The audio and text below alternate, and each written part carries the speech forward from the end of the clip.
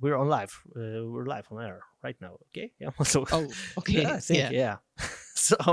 so getting back to the thing with the photography, which it's the topic of today's podcast. It's photorealism. So the holy grail sought by all the knights of CG all Wait. around the globe, Yeah. probably, and the exact opposite of what the photographers all over the globe are looking for, like so the perfection versus imperfection and stuff like that. But we as 3D artists are always struggling to get things as imperfect, as Yeah. perfectly imperfect as possible, and the retouchers photography are struggling to get all the fuss out of the photos. Yeah. Kind of I was sounds like a nice deal. Like if you were to choose which would be like the more pleasurable job. what do you Like mean? like like you trying to you like fighting to get to a level of realism from something that is artificial, or you having all of that detail and just injecting your own artifices, just injecting your own stylistic sensibilities into something that's fully developed. Like which one would be which one sounds like a more fun thing to do? Mhm. Hmm. I'm not sure I understood. Basically, I think the guys who are working with like actual photos and then trying to add like stylistics to it, like they have it way better in terms of like Yeah. stress levels compared to Oh, you know, compared to I was giving lessons of ArcVis, and at some point I had a student, and she was a photo retoucher from a company which made photographs of interiors for some catalogs, and her job was to retouch the photos. And by the way, she wanted these lessons, of course, because they canceled this workflow in her company, so she had to change the career from retoucher to something else. And so the company went into visualizations, so they gave her a chance to stay at the company. She just had to learn 3D. And I think she had a fantastic experience for being architecture visualization artist with this retouching, because she actually told me a lot of stuff which she was doing, and of course she was trying to get rid of the imperfections, but also she had a lot of tricks which basically I think you can use them also in 3D. For example, one of the things was that what she does with mirrors in the interior. She makes them darker, so they are not as much reflective as on the photograph. Because when people look at the mirrors in the photograph, they can get confused. They can at first not understand that this is a mirror, and they're like confused that what's going on there. Okay, so now this is a mirror.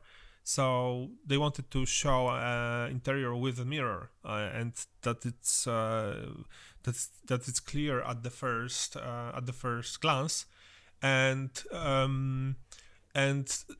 yeah, so that was the thing. So that was the thing that um, I'm sure she's going to use it as a technique in architectural visualization. And also the models and people who would be like a person who's sitting on the couch.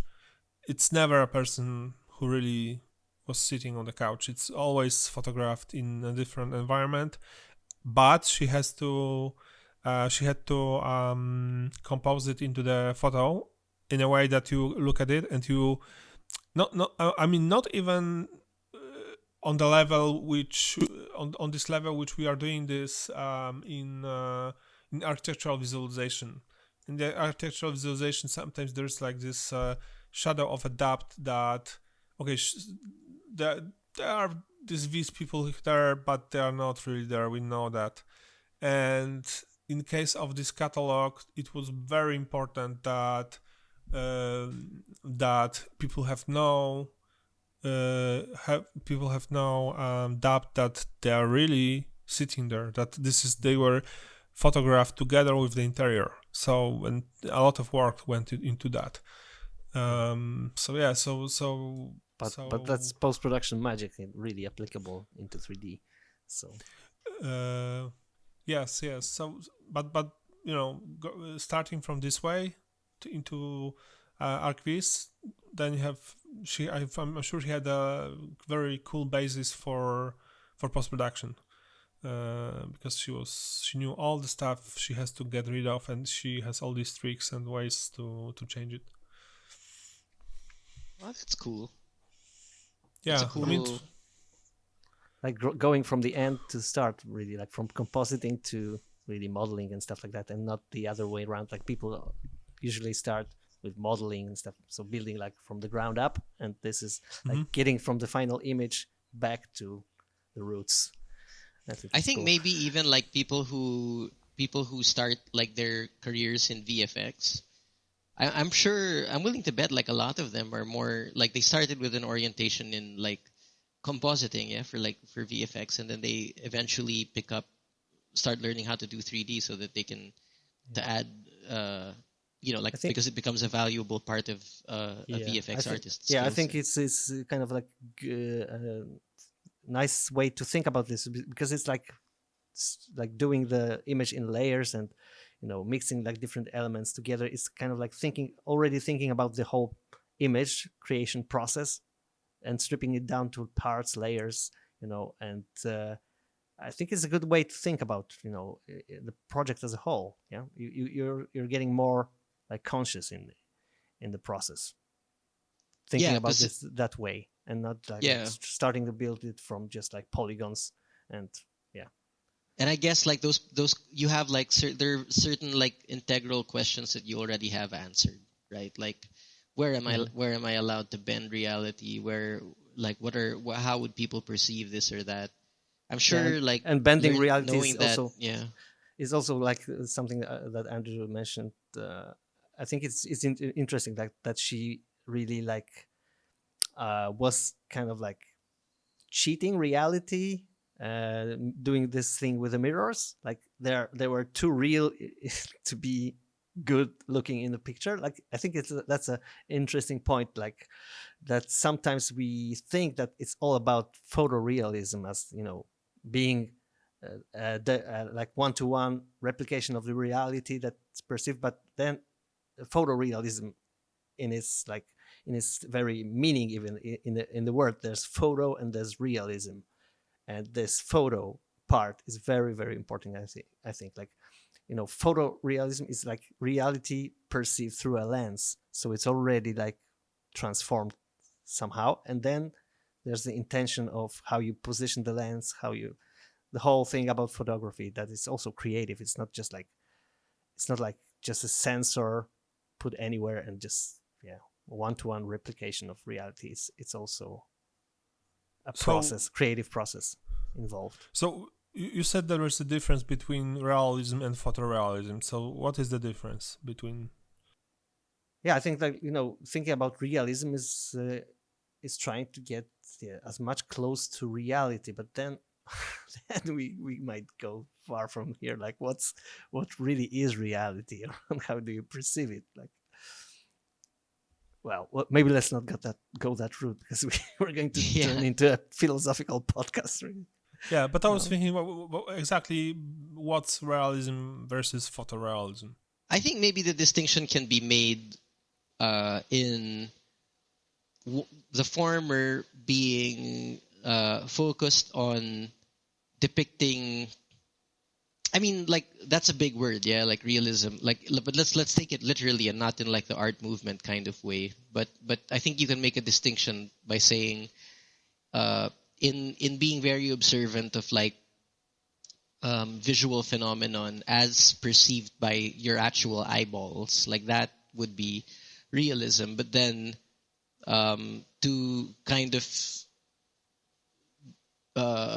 try to recreate the same visual phenomena, but taking into account how it's processed by a machine like the camera, and in doing so, creating even more of a believability, because the viewer is able to accept that, like like I am observing something from reality within a medium I know, which is photography or film.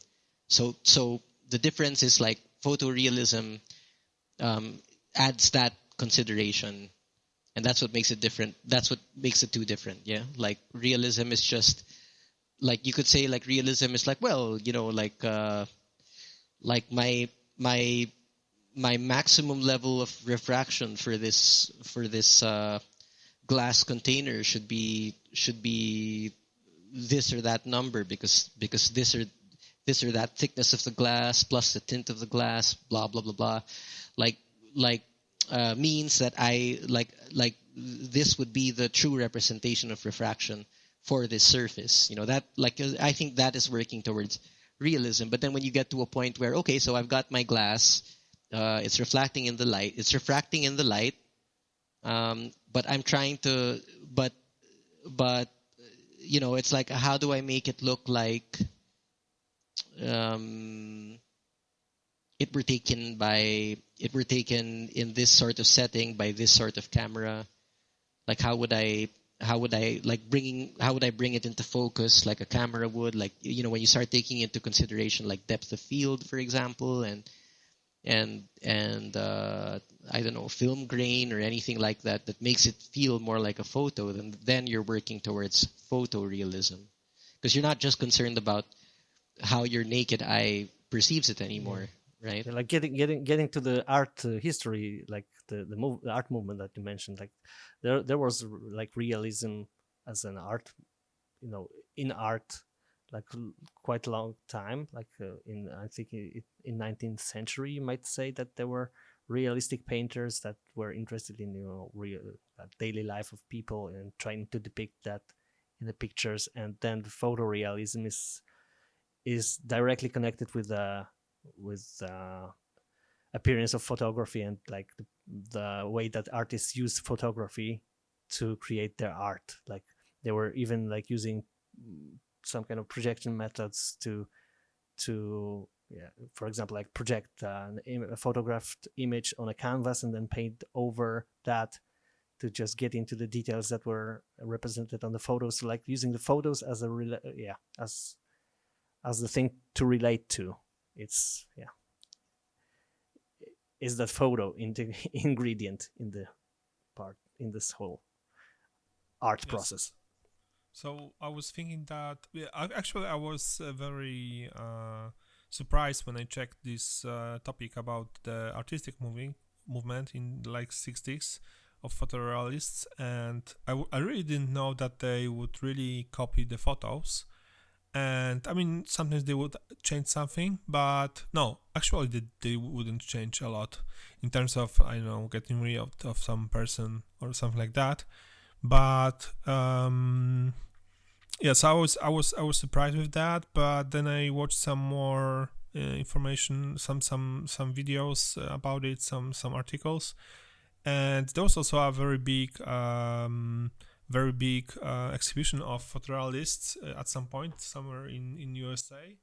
And I will check this guy, because I found this guy who is photorealist, and I think he did a very cool, he had a very cool works. And so finally, what's cool about these works was that they are not really photos. There is some imperfections. They're not like 100% copies of photos. They go through that person, and that person then makes the picture. So I think this is what's interesting, is that there's you can feel it. This is not a photo really. I mean, maybe at the first glance it's a photo, but not.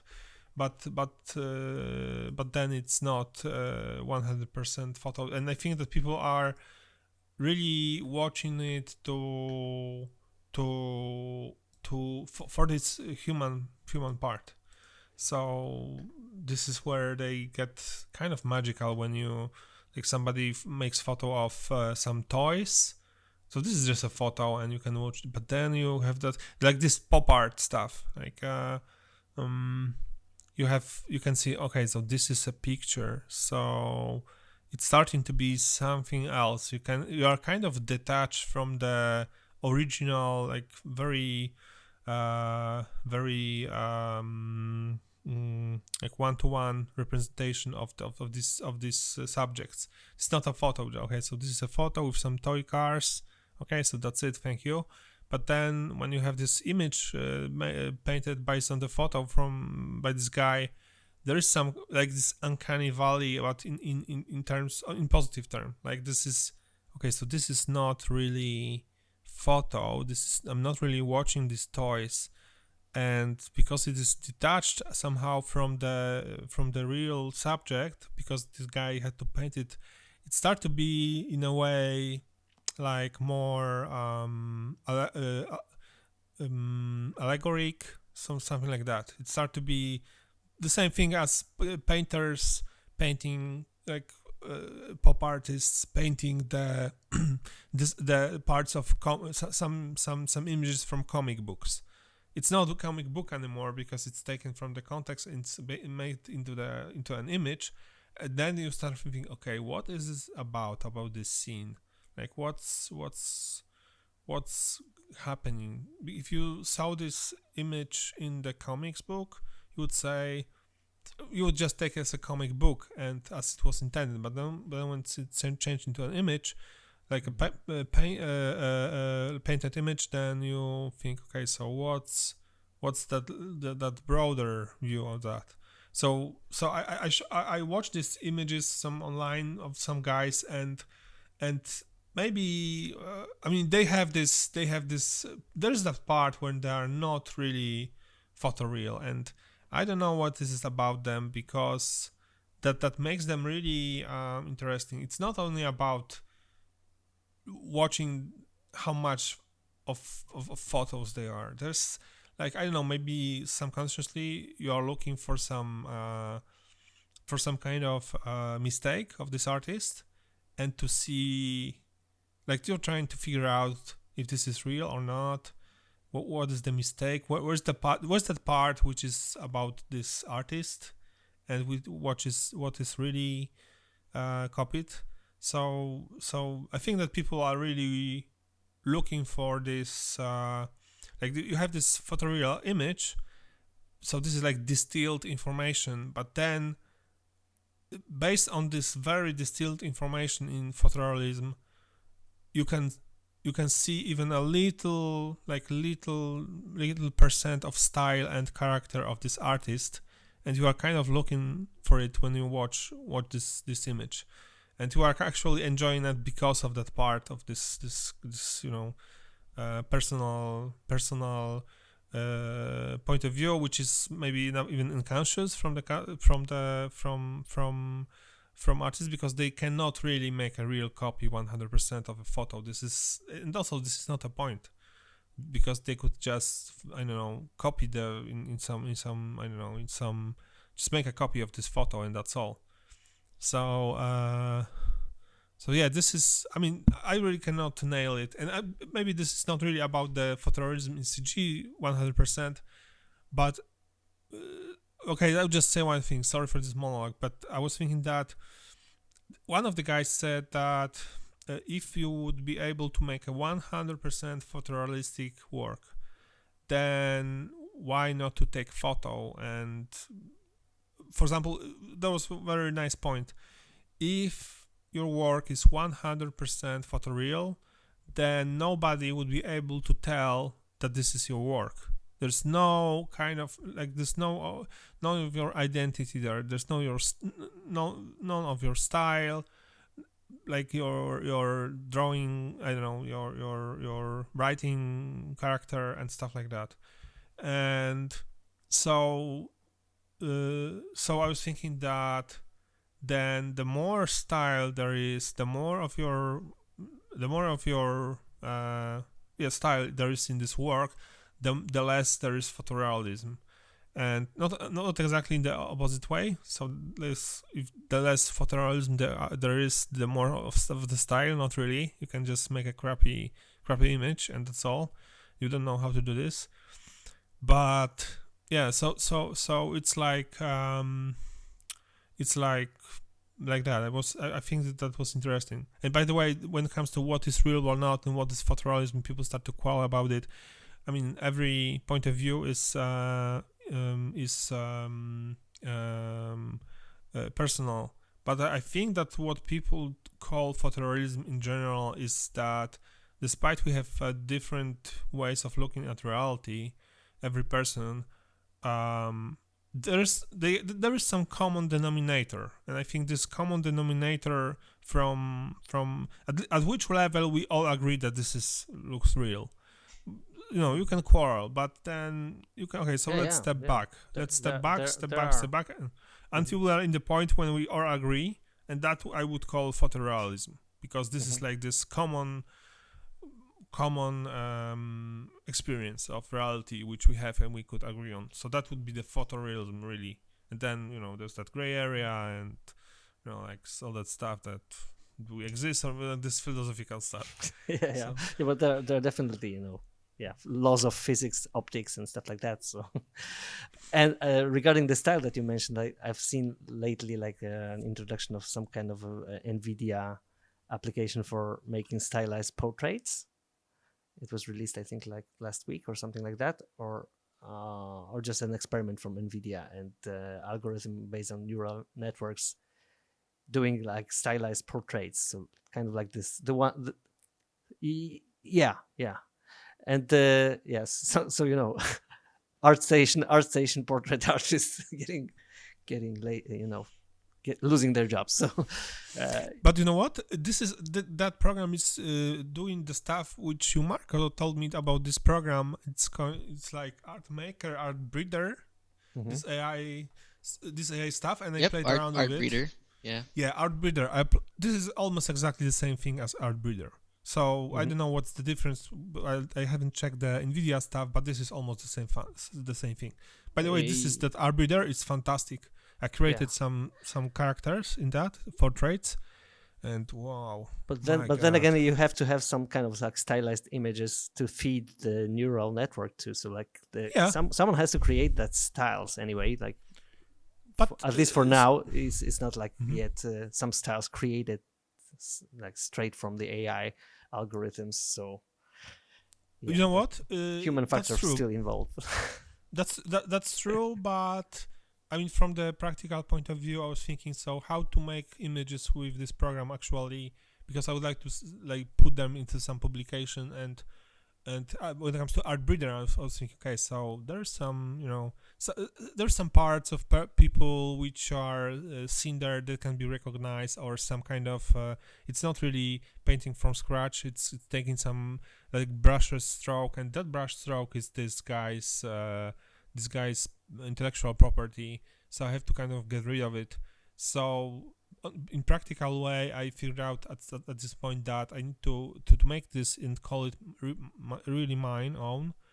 The first thing is to just use stuff which is not copyrighted as input, so it's old enough, or stuff like that, or just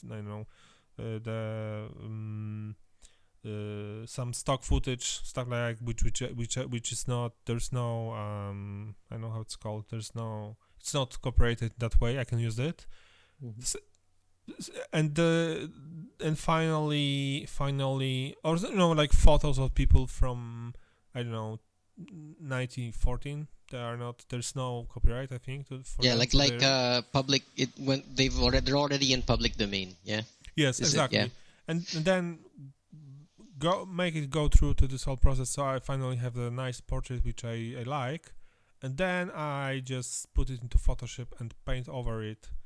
And ideally, I would just paint it from scratch based on this. It's not as difficult as just painting from scratch, but just repainting it in a way that then even the brush strokes which I use from some you can in this art breeder you can for example when you are composing that new portrait based on the other ones, you can take the character from 0 to 100%, just kind of copy it to your portrait, but you can also copy the style. And the style is not really copied as a style because it is, but it's also copied in terms of you can have like this particular brushstroke there, and it's going to be visible on your output image. So it's not cool. I mean, somebody would say, okay, this is for sure there is some my stuff there, and I wouldn't like to avoid this kind of situation. So you can repaint it in a way, and based on that, or just to make it yours. At this point, nobody can really say anything that this is any part of that image is it's not my property, let's say. So yeah, this NVIDIA thing is very similar. I will check it. I will check what's the difference between, but I think it's very similar. That taking percentage of how much of one face you take and the second, that art breeder is working in the same way. I think maybe there's some difference in the number of inputs. You can actually also you can actually skip the importing face, only import the style, quote unquote, which is kind of also importing the face, but like the content, but maybe less concerned about that. And yeah, I was playing around with it, so I got fantastic portraits from that. And also I've seen the gallery, and some people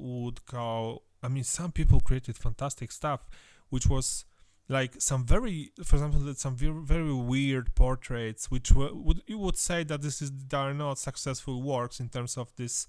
If you wanted to create a portrait using that tool, they would be not successful, let's say. But they were not even in Uncanny Valley. They were in just some creepy, weird point. But if you take this as a basis to make a illustration like this, you can see that they are composed from different images, but then you would take in Photoshop and take a paint like black and white ink and paint over it and make a illustration based on this created image. Then I think this is a great. They would be great. Very cool illustrations. So yeah. So for me it was like this like we talked recently. There's that what tool I would like to have. Well, this is exactly what I was. Yeah, I guess I've watched one of the Hdri Price's talks. I'm not sure if he mentioned this with the AI that there are already like also the realistic photography like mashups, so to speak. Like the AI is doing like a new portrait, like a really realistic portrait of a human being, like a non-existent human being, just like merged with AI algorithms to make a real human that doesn't exist. So like new features, only photos face without adding any kind of stuff. Mm-hmm. So kind of I've seen it online, generating also not stylized but also photorealistic things like. I've seen online that there's that like 100 not existing people. I think that website is called like that person doesn't exist, something like that. But then I found another one with 1,000, and that was kind of like that website didn't look very legit. So I thought, okay, what if these are actual real people, and I would you would download them to your commercial or something like that. And then there's your Uncanny Valley thing that like people who are super similarly looking, like the doubles, But there can be just cheaters online. Like these are people that don't exist. No, they exist. So finally doing it yourself. This is when you are sure that this is done properly. But yeah. I just thought that every time something appears, there's some con man around it appearing, so just better to be cautious. Yeah, Yeah, but when you're trying to portray someone like existent person or non-existent person, you can also like do it creatively so that this doesn't look the same as anywhere else. Like you can make a human being you look in so many different ways just by lighting and positioning the camera, using the photographic tools to really make someone look not as himself even. So I Yeah. guess No, and the weird thing is, oh, sorry, go I ahead. mean, I wanted to just like dig a little bit into the style and photorealism thing, because we were kind of like discussing these features like of an artwork. Like photorealism is one, and the other one was style. Like style being like a super wide term generally, but style does not just I think does not just exhaust in the cartoonish, I don't know, painterly, whatever you might imagine, unrealistic, like let's so to speak, unrealistic stuff, but also in the realistic palette you have a lot of tools that make style, which is color, light, all of the possible realistic photo phenomenons, like the light phenomenons that are achievable with reality itself. Like you can make like real setups even to make great things, like for example, stage setups, installations, or different kinds of artwork like of this kind that make reality change that much that it almost seems unreal for you. Even if you are a photographer and you are making a photo relation, then you make some decisions like when to make this photo, where to place the camera, what lens to use, what's the frame composition, what to focus on. And this, even if you are like photo, you're not from the creation, you're just from the press making these kind of photos, then people like these people have also their style, which is recognizable, despite they are not trying to, at least they usually don't try to they don't interfere into the subject of the photo at the end. There's not much creation, so to speak, from scratch. So they still have a style. So even in such a, let's say, pure photography fields of photography, there is style in all these decisions. This is all intentional. So it's enough to create a style, even you don't have any Photoshop, nothing, just by the way where you made a decision to make a photo, where to stand, and when to press this button to make a photo. Yeah, I think it's also I think it's also kind of like the thing that we do with the CGI, like a general image creation, is a little bit similar, like stage artists, or maybe like illusionists, for example, that they create some kind of like experience for the audience that they kind of want to get fooled.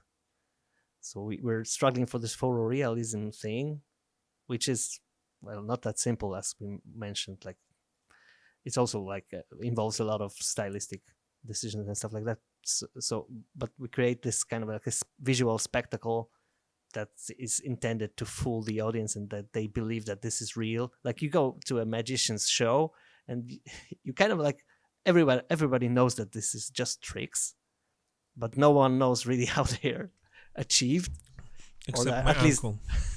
Or at least if they know, that's less fun, or maybe not. I'm not sure.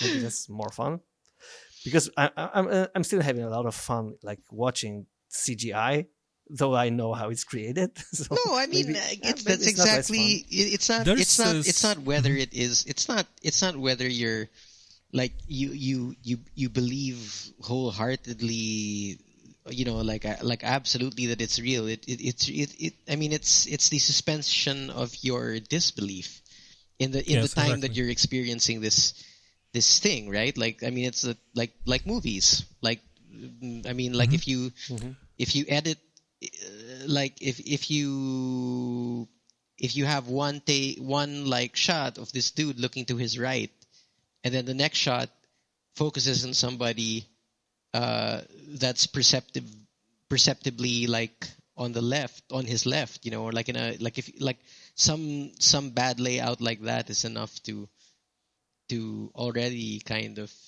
make kind of get people, like shake people out of the illusion, and which is bad because they know it's an illusion, but they want to be lost in it. And I think that's the or sometimes that might be done on purpose, like or it's yeah, funny or, yeah. or I creepy mean, or yeah, but something will have been established already, right? Like the tone will have been set, and like what you're like a promise is being made to you because like you've already laid down, like the the creator like already lays down, like, okay, like this is this is like how things are gonna feel like this. These are the experiences you're going to have. Like you get that in an exposition of a film. You get that in like that kind of that kind of remind me of one great video I've seen online. The perspective of the 3D artist, like the guy was called, I think, Tom in Works or something like that. I'll search and give a link in the description, so you can check it out. It's on YouTube, and the guy is doing like a VFX overlays on reality, like clicking with a mouse and bending, bending parts of reality, like throwing something out of a basket, or I don't know, bending the poles that are holding the electrical lines, just like he was playing in a 3D software, and it's just like video manipulation. So it's super photorealistic, but it's super unrealistic because you don't do that in reality. But that's the perspective that a 3D artist might get when dealing with this virtual reality. Yes, it's great. Highly recommend to watch it. cool. By the way, this suspension of disbelief is actually connected to the Uncanny Valley problem, because as long as you see a cartoonish or not real character, you use this human quality to suspend the disbelief, and then you buy it, right, let's say. Right, because but like when you, it suggests to you already, like, if you watch like an old golden age Disney animation, that it's not, no one is promising you that you are going to see something realistically accurate. What you're seeing is symbols, and you're cool with that, right? Like it, but yeah, sorry. When you go into photorealism, like characters in games, movies, let's say in games, and there's that Uncanny Valley, this is because actually it worked. It worked for the artists to create an image, a character realistic enough to turn off your suspensions of disbelief. It was enough that you don't go into this mode. This is not real. This is just a story character, whatever. You really start to treat these characters as real. Yeah. But they are not real enough they're not real enough to keep you convinced, basically. Yeah, to keep you convinced 100%. So for example, they're like creepy. So for example, people in general, we have a very good intuition when we deal with people. Sometimes there are some psychopaths. Also, there are many predators mask as other species. So it's like when you have this you have an impression that this is not really human, but it's really human. So this is somebody masking something, hiding something from me. Then why? Well, there is that suspicion that to make me harm. So this is why when sometimes you talk with people and they're kind of creepy or said something is wrong with them, some situation, place, whatever, this is just your defense mechanism that you don't really know what's about. But okay, let's get out of him from here. So that part is turned on. It's enough to convince you that this is real, not enough to convince that this is Like this is Normal. for sure not some kind of mask. Yeah. All your defense mechanism of reality are working, and actually I saw some interview with some guy about it, and he said that you know all these micro expressions, all that stuff which is on such a level, unconscious level, which we read from people, and by the way, interesting story, when it works and when it doesn't. I read some story. There's some kind of road in USA, on some parks, like national parks, mountains and stuff like that, and a lot of people disappear there. And there was a story about a couple of young people who went there. There was some kind of cabin for everybody there. They slept there and they met some stranger, and this guy. So the guy, who it was a young guy, he said to his girlfriend, there's something wrong with this guy. We need to get out of him here. And she said, well, no. She said that she didn't notice anything wrong about this guy. So this guy woke up very early in the morning, like 6 a.m., and he told his girlfriend that he's ready to depart and they should go, and very much because of this guy who was in that cabin. And when they went out, this guy, this stranger, just left the cabin, and they shoot this man, and he kidnapped that woman, and that was some story. So basically, wait, what? Like like before they were about to leave, they ran into him, and he shot the guy and kidnapped the lady. Before they were able to really, escape from that place. Yeah. He noticed that they are leaving, and he just, he would go out the cabin, see this guy and that woman leaving, and he would shot this guy and kidnap, like in the last moment, let's say. So this guy was right. That man, his intuition was right, and her intuition wasn't right. And it finally didn't work out because because they got killed, but they were maybe, this guy was more of a predator than they thought, whatever. But he made a right decision, this young man, and this is, I think, what worked in his maybe he noticed something or saw something specific which that woman didn't notice. Like, I don't know, he noticed that this guy has a gun somewhere or something like that. But it's also possible that this guy had a very good intuition when it comes to people's behavior, and he was able to sense some creepy vibe of this guy. Not even going to what it's about. It's enough to say that this guy is dangerous, and he made a decision based on that. And people who didn't have this intuition, they would be just, like natural selection. They would be. Oh, Andrew? Eliminated. I think we lost Andrew. Oh man, what a compelling story though, because like I was wondering, like, what I wonder it seems like dangerous. I wonder what the characteristic was. Like, what if I wonder what happened to Andrew. What if he had, like, talking about creepy guys shooting people in the back? Yeah, actually, it was a kind of weird coincidence. No, but I mean, like, yeah, that is a creepy one. It's I mean, I can't help but wonder, like, speak to us. Yeah, you still alive? No, but oh no. Okay, so while we make it too audio realistic. While we get Andrew to come back, while we wait for Andrew to get back, Okay. His mic disconnected. His mic disconnected. Okay. All right. I wonder if, like, what if the guy had, like, I don't know. I can imagine their conversation in the afterlife or something. It's like, how could you not, how could you think that like nothing was wrong? Like, what if he had like I don't know, I wonder what it was creepy about this guy, exactly. Mm-hmm. And that's the question that many photorealistic character artists ask themselves. Yeah. What is wrong with what's creepy with that? Is it the Hail Satan Artwork tattoo on on his forehead? No, but no, but anyway, no, but I think coming back to the idea of I think that like it's the one thing about the Uncanny Valley is I mean I like to look at it as more of like this, because I saw a video about sort of like filmmaking, I think, in passing, and that's how they described it, which I thought was really nice.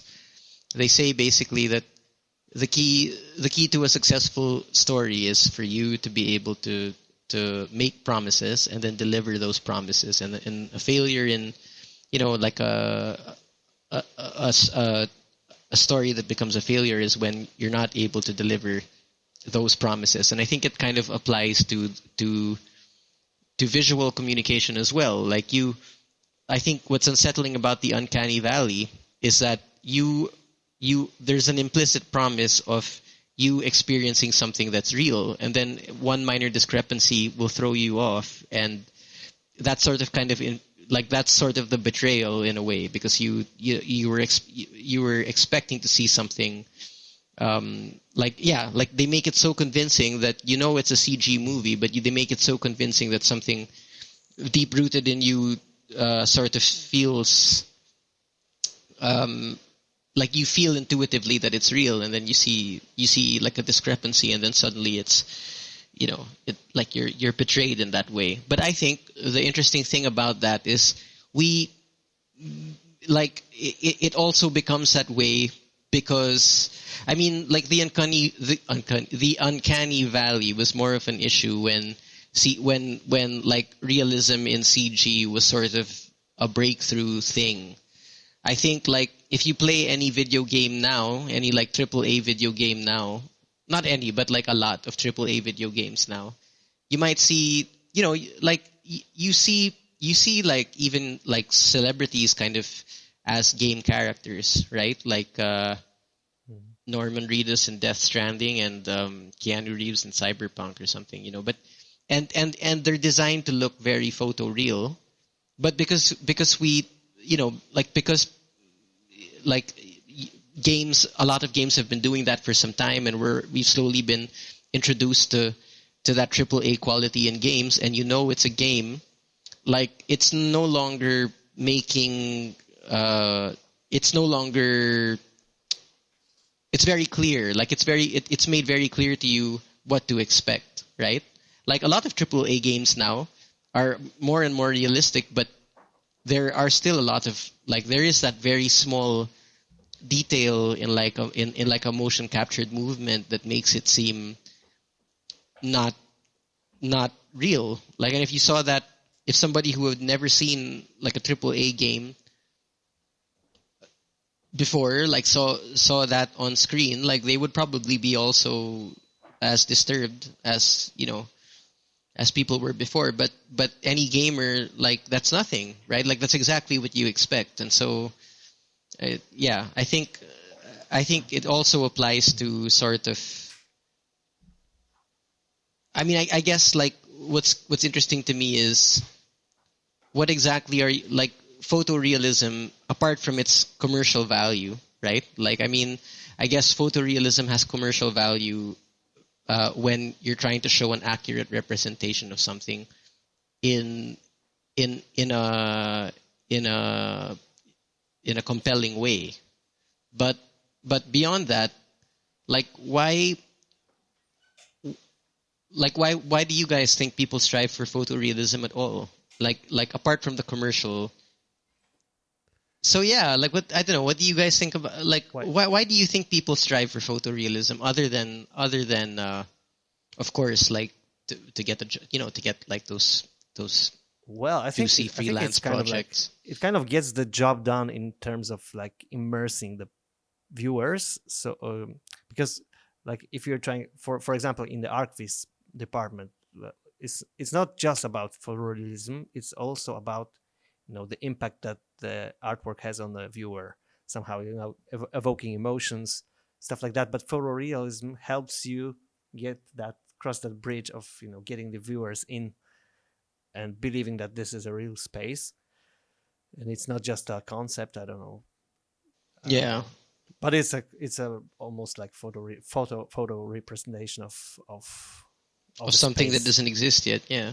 Yeah. Or I mean, doesn't and exist, or and in a or might look different. exactly, yeah. Because if you can't draw, you can't show them a drawing and then force them to imagine exactly what it would be like, and like that's Yeah, but somebody investing in like their but there's future there's living always, as space. we talked, this kind of like a threshold, like the whole thing with the Uncanny Valley thing, that there's a certain threshold. It's not the same for everyone. Like you mentioned, the gamers that are quite like trained to believe in the games, like they already bought this by constantly like immersing in these fake realities, and they kind of like they go fine with it, and they don't like, but still the games are striving for more and more for photorealism. Like they're introducing the VR experiences and stuff like that, and Yeah. still still there is no, like, I think, game that 100% is that immersive, like especially in terms of like human characters, that it's fooling you to the extent that you're really believing that this is real. Like, Yeah.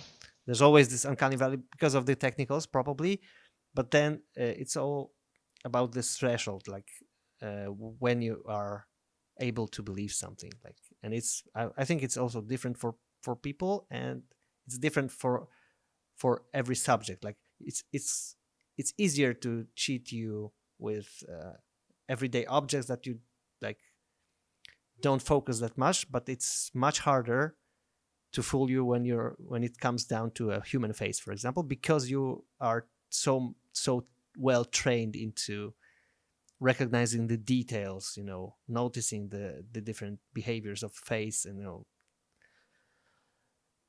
that's because of your perception being trained to judge whether things are changing.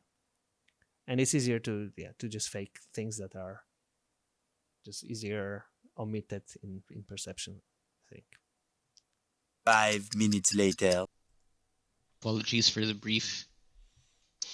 the abrupt cut due to technical issues, but maybe Andrew, you can pick up where we left off. Yeah, so so what I wanted to say, Marco, you said that you cannot force just normal people to imagine your design with all the details, and this is true, but some years ago, before the photoreal visualizations, this is how it works. So architect would do sketches, and of course on some level of detail, but there was some assumption that this is not photoreal, and the customers had to deal with it. Just to, for example, an architect would make a sketch and also show the samples of materials and show that this is going to be this is going to be this. So there was some expectation that customers would use their imagination, because there was no technique to show it in photorealistic way before it was built. But yeah, finally it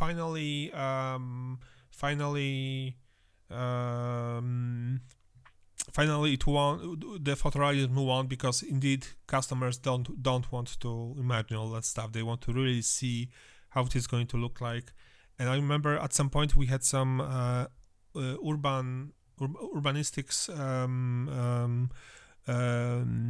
exercises outside somewhere in some small city as architecture students. In some small town, and we designed some part of the city, a proposition of how it should look like. There was a lake and how it should be organized. So we made all these plans and sections and stuff like that, and the architect told us we need to make a model. We need to make some real model in balsa and create it in reality, because people who are going to watch it, they are not going to understand the sections and the plans. They really need something more easy for them to imagine how this is going to look like. So I agree with that what you said, but also I noticed that one thing that recently the exterior visualizations is going more into the illustration field, the illustration area. So really? Yes, I think that interiors are very much in the photorealistic renders with some photo like after like post-production, and some of the exterior visualizations are going further away from the just raw photorealism. They look more like paintings or like some kind of or impressions. or cinematics. Really? Yeah, That's yeah. interesting. But like, how does that serve the? I mean, it's a more compelling picture for sure. But like, I'm sure as a client, like you'd, I mean, like obviously, I like artistic interpretation. Yeah, but as much I as the think next that's guy, but- that's kind of connected with the market itself. Like, who is the really like the final client that this project is aimed at? Like for architecture, I think it's mostly for bigger investors, like getting because architecture like on a larger scale is generally like bigger budgets and stuff like that. So I think it's a different approach. You sell a little bit of a wider story, and sometimes you have to leave some things not like super let's call it realistic. Like it's all like sometimes the visualizations are also in the phase of concepting as well in architecture. Like for interior designers, it's mostly the way of selling a project like on a smaller scale usually, and for a specific client that wants to imagine the space, how it will look like.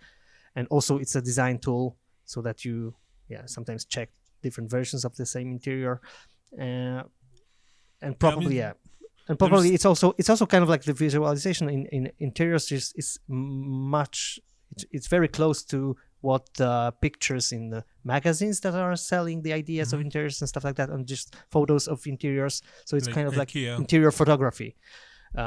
It's much more similar, and in architecture it's much more concept based. Also because there are a lot of contests for architectural concepts.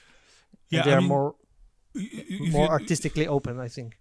These visualizations of some small houses are more photorealistic because people want to see what they get is what they saw in the visualization. So they want which is sometimes tricky because reality sometimes changes small stuff. You can. Yeah, that's sometimes but tricky. That would be a much more accurate representation, nonetheless, right? Like, I mean, you would have to have some kind of, like for sure they would scrutinize over the like they would want like the most accurate representation possible, even if it were not 100% one-to-one.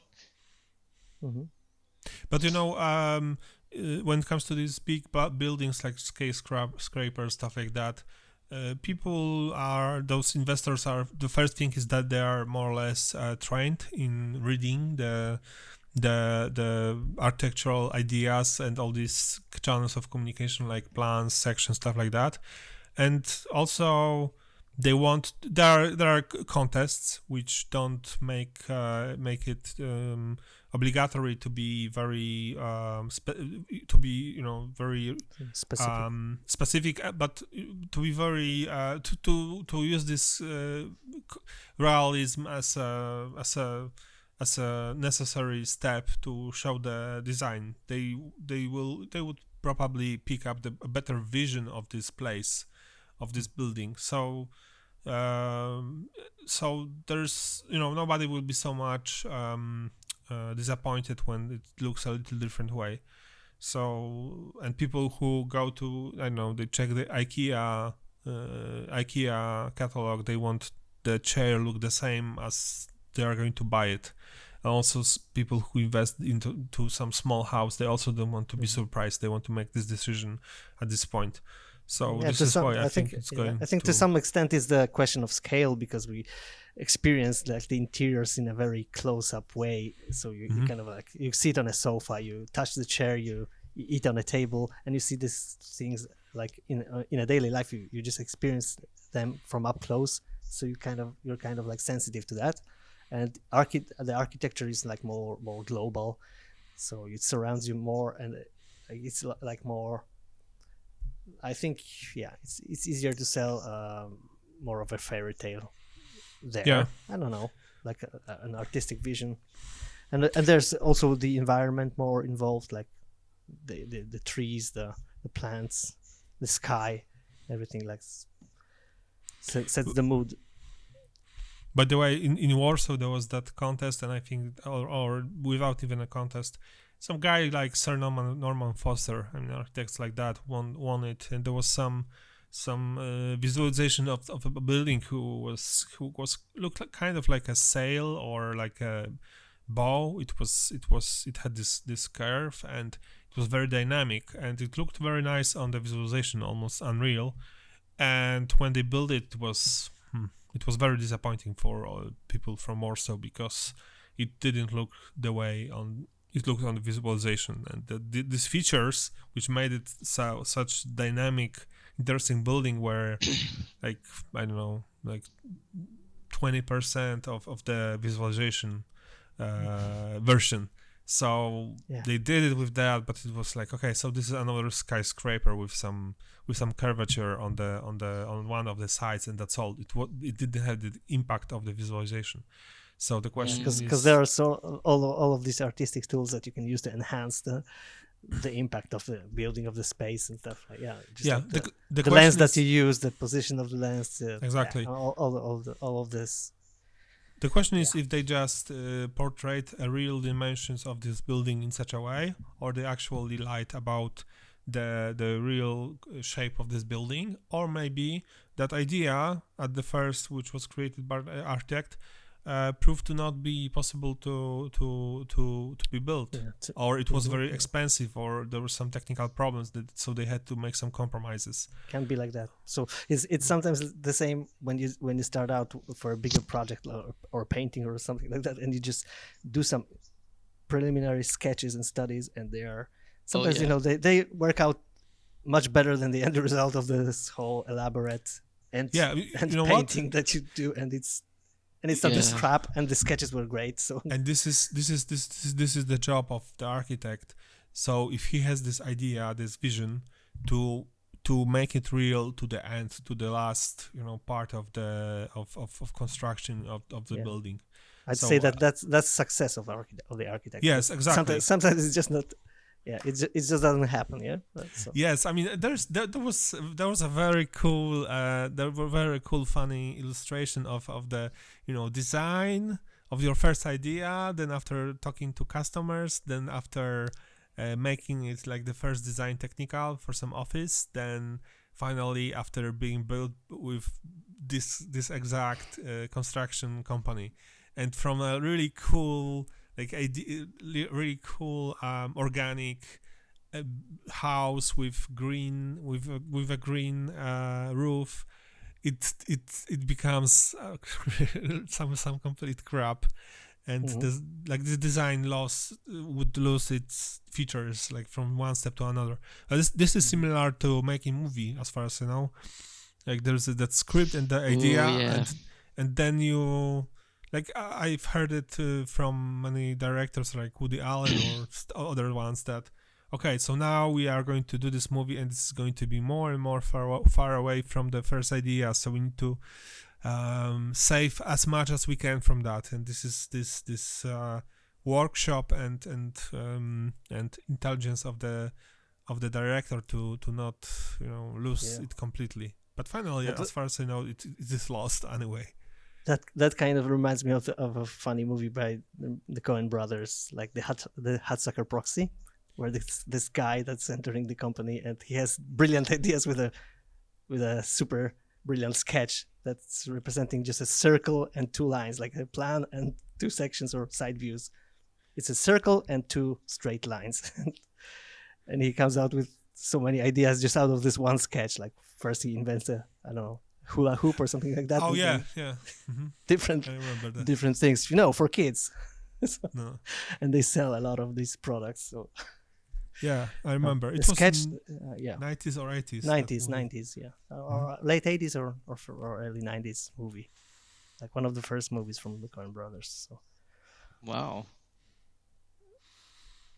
haven't seen that. Yeah, but Really, it's hilarious. I recommend to watch it. What's it called again? The Hotsucker Proxy. Hotsucker Proxy. Okay. By the way, I was making research about this topic of photorealism, so I checked on some of the forums, and I didn't remember that, but around 15 years ago, there was actually a big discussion on forums if CG artists should go into photorealism. There was a lot of these arguments that nobody wants to be a photocopier and stuff like that, and it was a real discussion.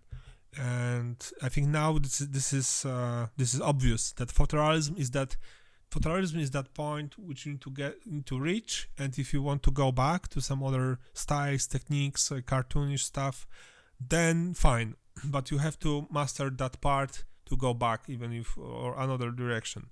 So this is not limiting you, even if you are into some other styles.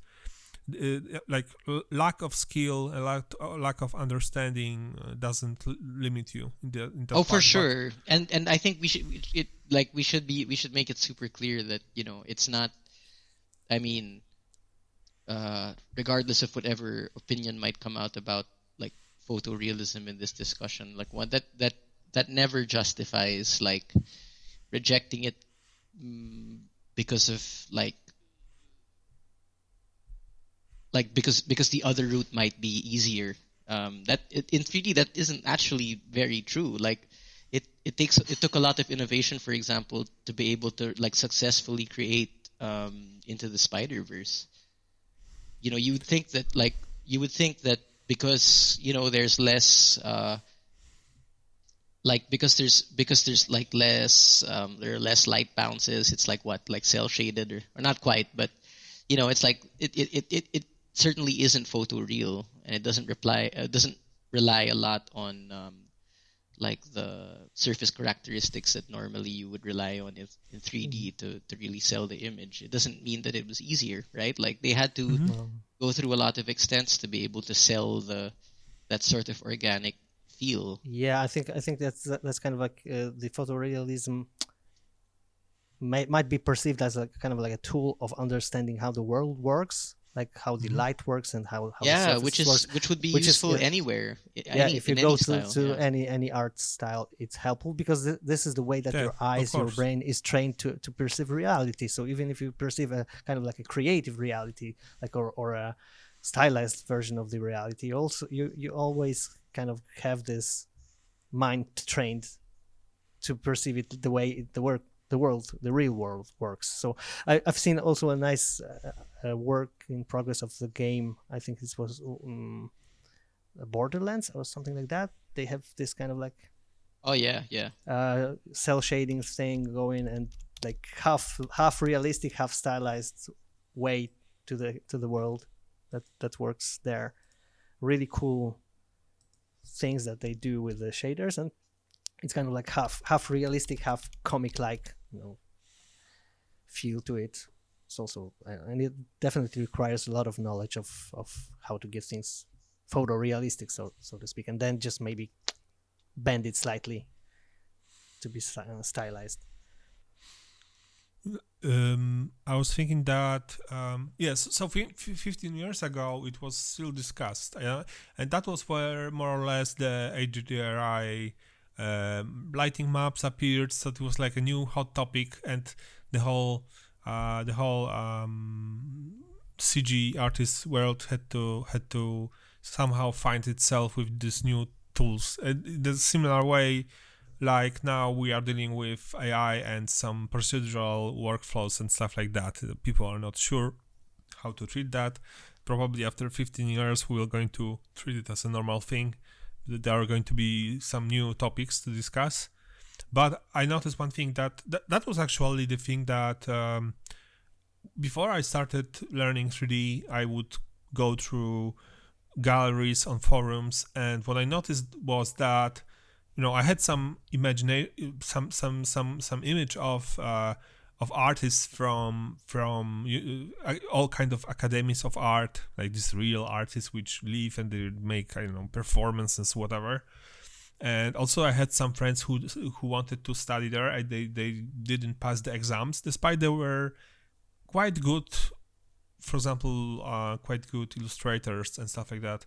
So I noticed that there's like when I see a discussion or some interview with some modern artist, and I compare it with what people do on forums, I can see that there's a lot of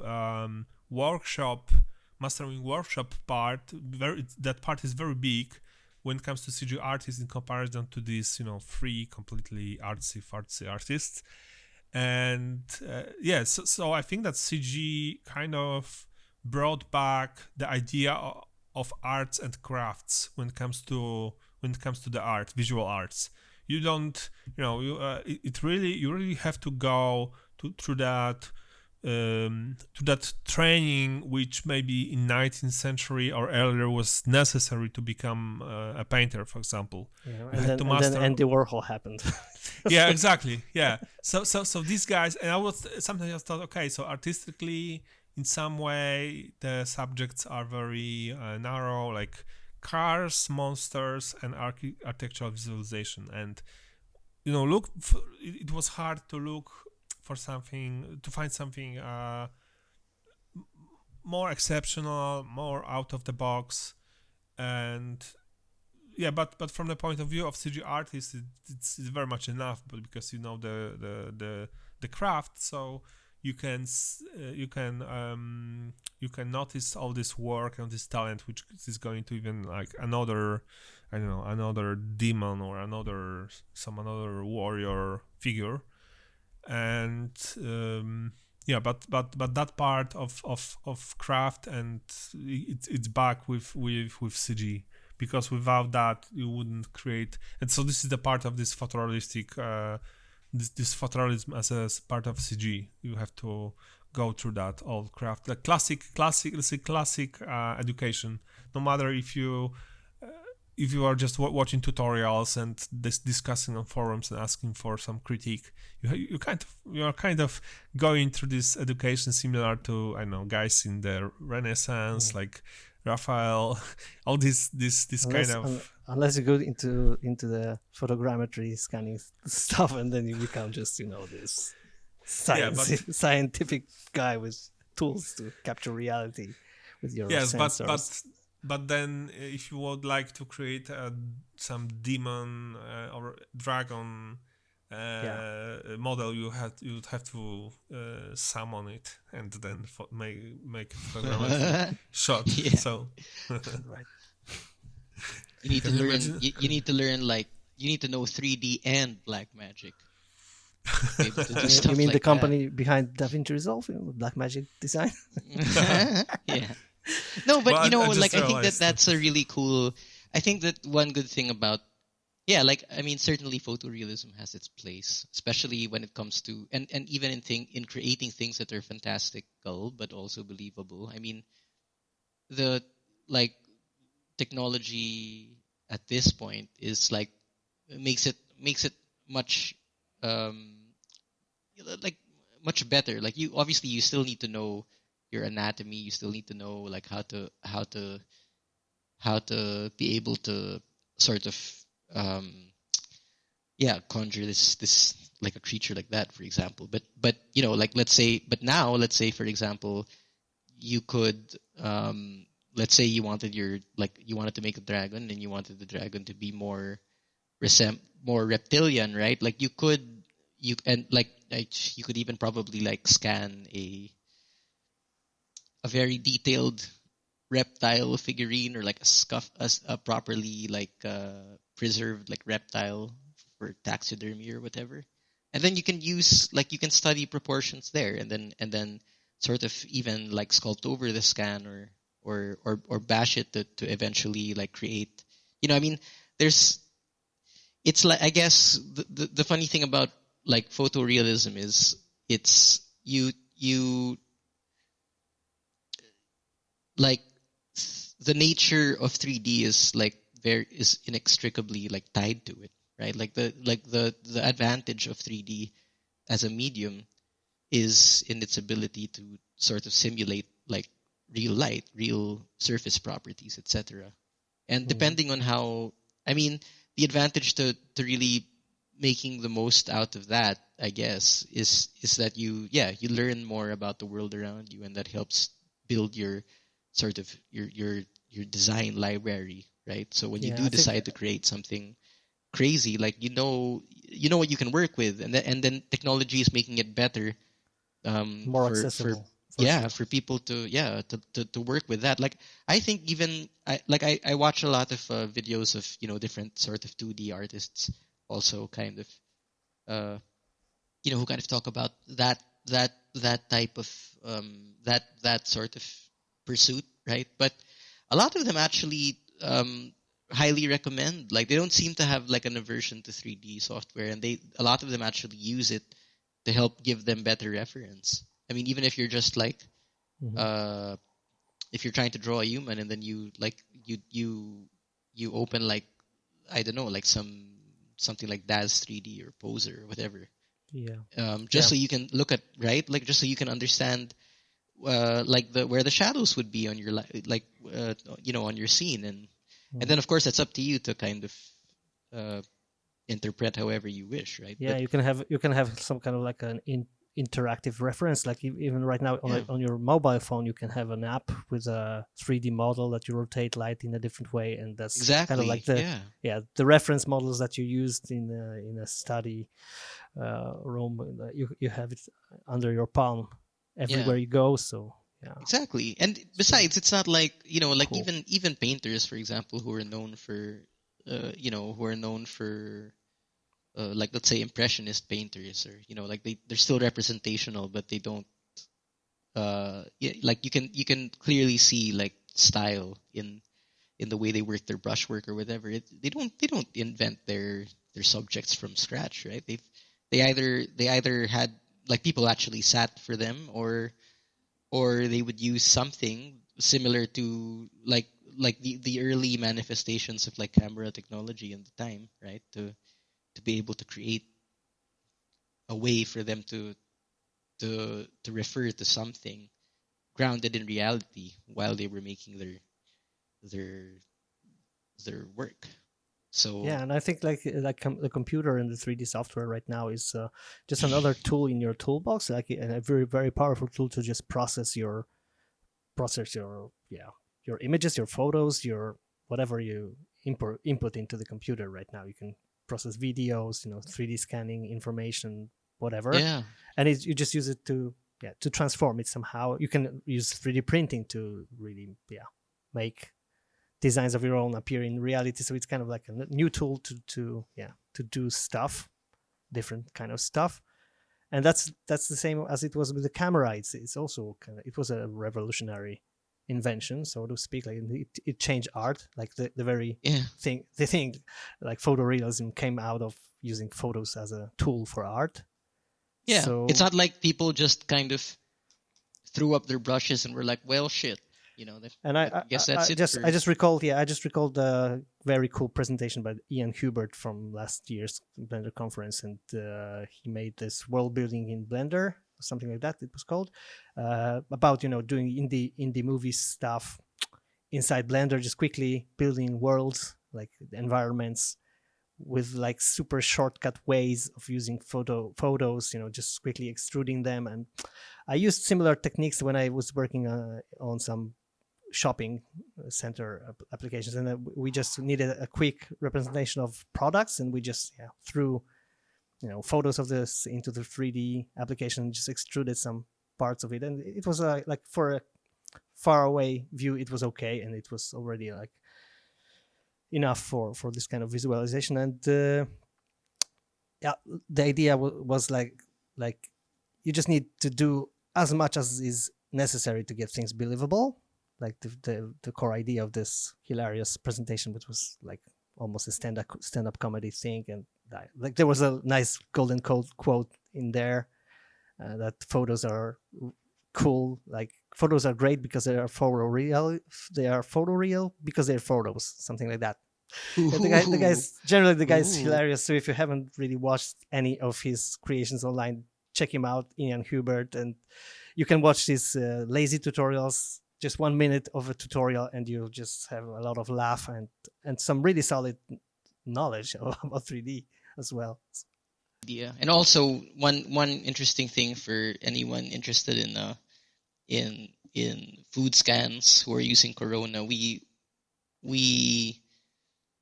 recently implemented support for subsurface scattering and translucency. So if you're using Corona and you download our food assets, you can get them complete with the proper setup for volumetric subsurface. Yeah. So okay. So see you guys, and thanks for dropping by as usual.